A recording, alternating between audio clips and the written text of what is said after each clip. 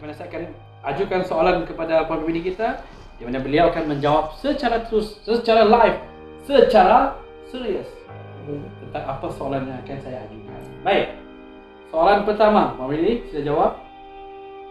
Apakah perasaan Puan apabila dapat tahu apabila berpindah daripada Kuching dan masuk ke daerah Miri sebagai PPD Miri? Silakan. Pada asalnya apabila saya mendapat maklumat yang saya akan berpindah ke PPD Miri, mula-mula saya rasa macam mana? Susah hati. Kenapa?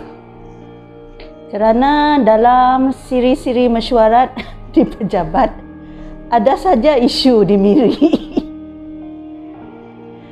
Tetapi kerana saya pernah berkhidmat di Miri, saya juga berasa teruja dan saya juga rasa okey, kita balik ke Miri selepas 20 tahun dan kita akan lihat macam mana agaknya Miri selepas ditinggalkan 20 tahun. Tetapi secara jujur itu rasa saya bila dapat tahu tapi secara jujur, adakah saya mahu datang ke Miri pada masa itu? Tidak. Wow, tidak. Ya, tidak.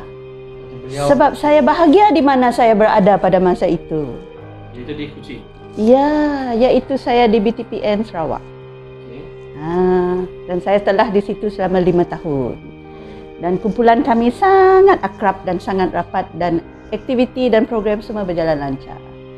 Tetapi kerana dunia ini realiti, maka kita perlu terima hakikat yang kita tidak akan berada di mana-mana satu tempat selama-lamanya. Dan kita semua mesti bersedia berubah. Okey, kita keluar sikit daripada soalan-soalan yang kencang tadi. Kita nak tahu apakah makanan kegemaran Puan PPD? Makanan kegemaran yang hanya ada di Miri setakat ini yang saya jumpa? Nescafe. Mi Jawa daging, mi Jawa tulang yang kornea dengan di Pulau Melayu. Kuching tidak jumpa. Okey. Saya teruskan lagi soalan mencabar, walaupun tak mencabar. Jadi sepanjang berada di PPD Miri, mungkin sepatutnya adalah pengalaman manis. Boleh berkongsikan kepada rakan-rakan di luar, apakah pengalaman manis yang tak dapat dilupakan? Manis yang tidak dapat dilupakan. Tahun pertama, zero AP.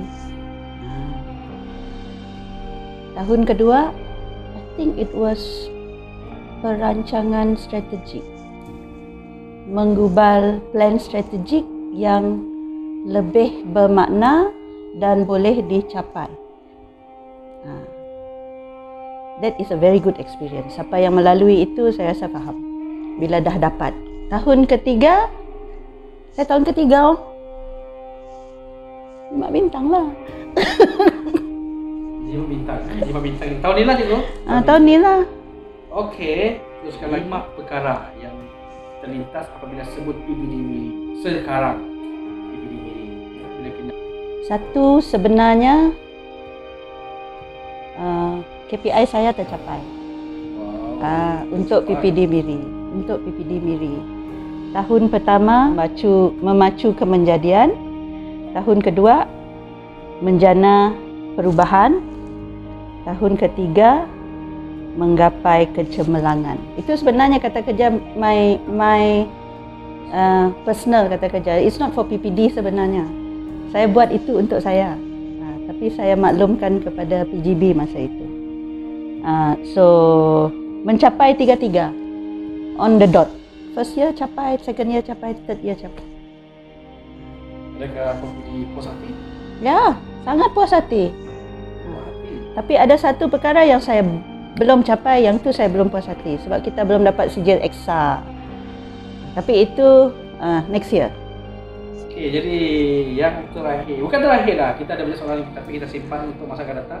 So kepada PPD Miri, apakah harapan Puan kepada PPD Miri, the last thing untuk dicakap. The last thing. Kepada bukan so much PPD Miri lah, warga PPD Miri lah. Dan warga pendidikan?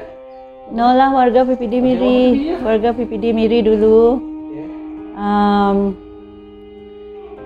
Warga PPD Miri perlu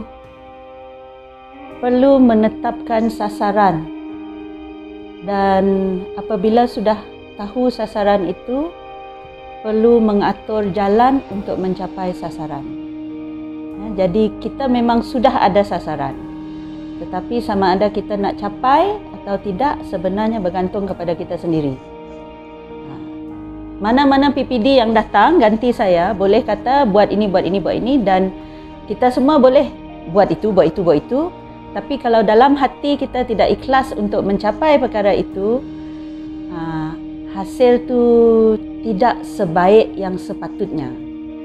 Jadi saya doakan semua warga PPD Miri akan dapat bersama dan mencapai kejayaan yang lebih tinggi. Sebab apabila kita berjaya mendapat 5 bintang, sebenarnya itu sudah satu indikator ataupun satu petunjuk yang memang kita boleh.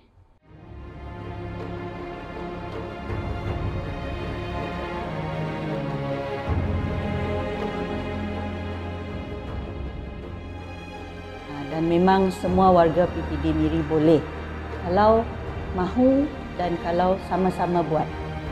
Jadi saya harap semua akan continue lah, teruskan semangat bekerjasama, semangat bantu-membantu, semangat setia kawan, semangat peduli sama diri sendiri untuk mencapai objektif dan sasaran organisasi.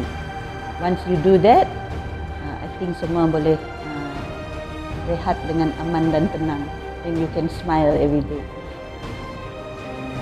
Memacu kemenjadian, menjana perubahan, menggapai kecemerlangan, mengorak langkah ke depan. Fly, kenyalang fly!